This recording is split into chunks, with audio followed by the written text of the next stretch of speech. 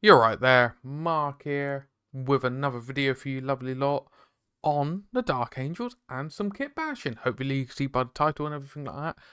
I'm going to be kit bashing up a Luther model.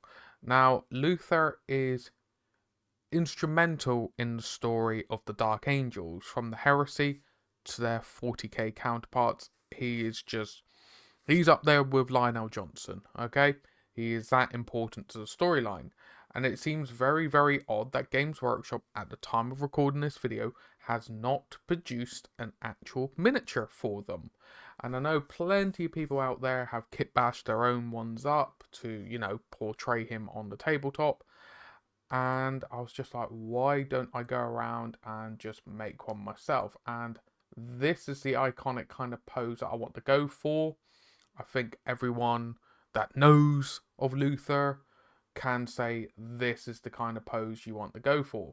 So I've got a few bits on my worktop that I'm going to pop over in a moment and show you what we're going to be doing. Catch you in a second. Okay, and we're here with the bits and pieces. Quite a straightforward kit bash, alright? So the body of Luther is actually coming from the Lord Terminus set from the Vermintide? I want to say Scaventide, no, it's Vermintide set.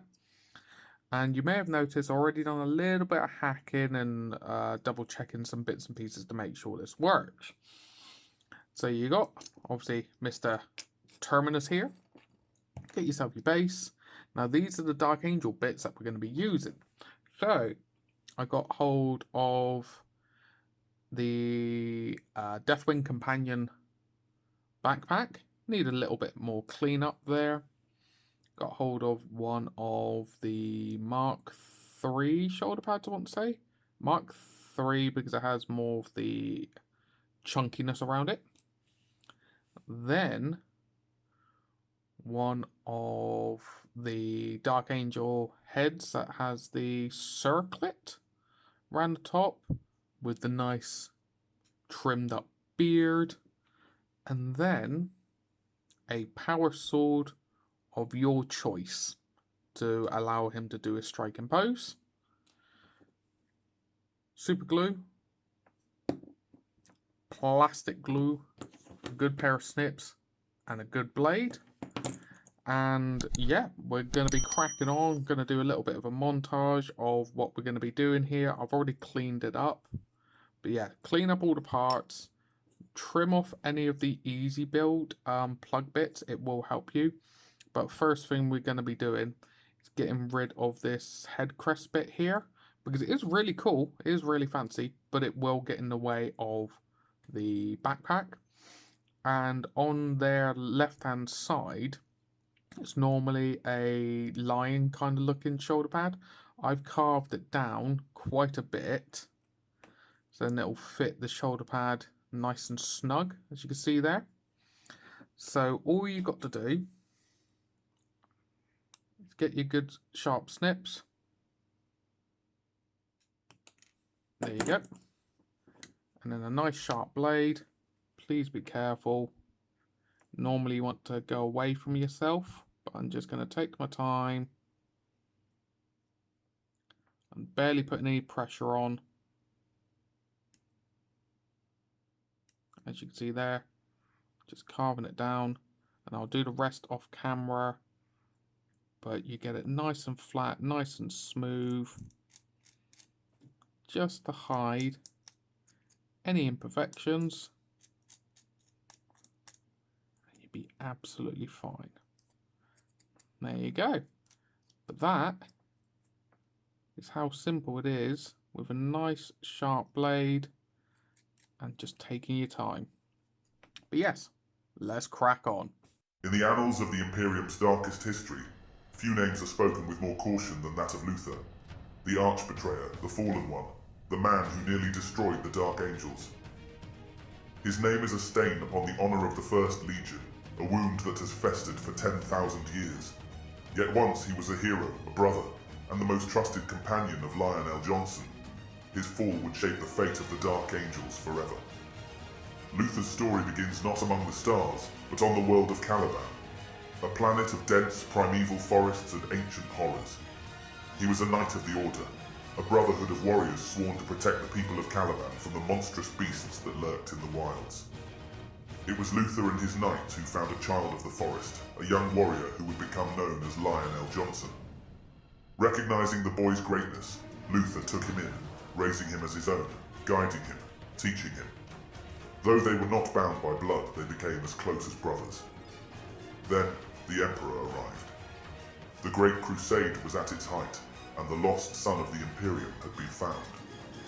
L. Johnson was given command of the First Legion, the Dark Angels, and charged with leading them across the stars. But the Lion did not forget his mentor. Though Luther was too old to be fully transformed into an Astartes, the Emperor granted him genetic enhancements, allowing him to fight beside his brother in the battles to come. For a time, they were inseparable, two legends carving their names across the galaxy. But even the strongest bonds can be tested. As the Dark Angels waged war in the name of the Emperor, Luther found himself left behind, tasked with governing Caliban and training new recruits while the Lion and his chosen warriors fought among the stars. Doubt turned to resentment. Jealousy festered. How could the Lion whom Luther had raised have surpassed him? How could he, who had once been a guiding hand, now be considered lesser? And in the deep, dark corners of his mind, the whispers began. The ruinous powers do not seek the weak. They seek those who have reason to turn, those who carry burdens too great to bear alone. They promised Luther what he had lost: power, respect, the right to stand as an equal to the Lion. In his heart, he knew it was wrong, yet he listened. And once the seed of doubt was planted, it could never be uprooted. When the Lion returned to Caliban at the war's end, he found not a world ready to receive him, but a world turned against him. Luther and his followers had embraced the Whispers, taking up arms against their former brothers. The battle that followed would tear Caliban apart, shaking the very foundations of the Dark Angels. It was a battle of titans, Lionel Johnson, the chosen son of the Emperor, against the man who had once been his closest friend. No records remain of their final words, only that Luther struck a blow that would decide their fates. But in that instant, clarity returned. He realized the true weight of his actions, the betrayal, the madness, the lies of chaos. And in his moment of guilt, the warp itself intervened. A great rift tore through the heavens, swallowing Caliban in a storm of destruction. The Dark Angels barely escaped, but their homeworld was lost, shattered into nothingness. And the Lion disappeared. Luther did not die that day. The Dark Angels found him, broken and rambling, amidst the ruins of Caliban. Though they should have slain him for his betrayal, they did not. Instead, they locked him away in the deepest chambers of the rock, the remnants of their shattered homeworld. There he would remain for 10,000 years, raving about the future, about the return of the Lion, about things only he could see. He became the Dark Oracle, a prisoner whose words carried just enough truth to be feared. Then, in the wake of the Great Rift, the shadows came for him. In an assault led by the demon Prince Marvas, Luther's cell was breached. Whether by design or accident, he was freed. The Dark Angels scoured the rock, but he was gone. The arch-betrayer walks the galaxy once more, his motives unclear, his allegiance unknown.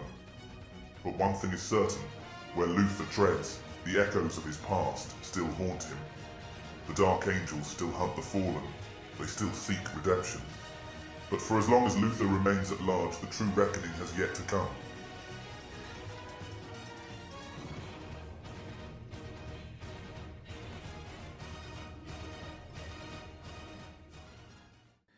Okay, and now we're here with the finished model, the finished Luther. So hopefully you've seen, I had a little bit of complicated moments filling in gaps and stuff where I'd done sprue goo. So that is using thin cement glues and stuff with the shavings of the plastic to fill in gaps, fill in holes and stuff to allow things to fit nicely. shaving the back so the power pack can fit. But other than that, she's gone together very, very well. Need to let it dry a little bit more just to flatten out some of these connection points here. But the blade's gone on very, very nicely. Everything has gone together and I'm really, really happy. Just got to sort out a few mold lines. But before the end of the video, I thought I'd show size comparisons because this is obviously based on one of the new Stormcast models. So you can imagine there is a bit of upscaling. So if we compare it to the Forge World Traitor, don't mind, I still need to finish some painting on there. There is a size difference, so you know you're fully aware there is a size difference, but I can see this being a very much, if you want to run this as a Luther, he is empowered, for example, he's got more of a stature, but the footprint is very much on point. Then if you wanted to use it with Primaris models, he's very good scaling for Primaris as well. I would say the armor's very much on point. There you go. He's definitely, I could see this being used as a fancy captain of some sort or anything like that. But in Horus Heresy 30k, I would happily use this as a traitor. For rules wise, anything like that, he's very much fitting the bill. Just going to tidy up a little bit of where I shaved before, but I'm really pleased with how that came out. Just as I said, a bit of complexity of shaving away this corner here to the point where the shoulder pad will fit on nice and snug. But other than that, quite the straightforward build. I do hope you've enjoyed the video and it's given you some creative thoughts of maybe making your own Praetor characters for your own legions. But yes, if you've enjoyed the video, please give it a thumbs up. Comment down below if you've done stuff like this as well. Very much appreciated. I do have affiliate links down below. Give you some discount, give me a small little kickback. But anyway, take care of yourself, take care of your loved ones, and I hope to catch some of you, if not all of you, next one. Ta-ra for now. If you've enjoyed the video and the content on the channel, why not throw a subscribe? And if you do so, don't forget to hit the bell so you'll be notified of all future content coming out. But on top of that, we have YouTube memberships now, starting from as little as £1 a month.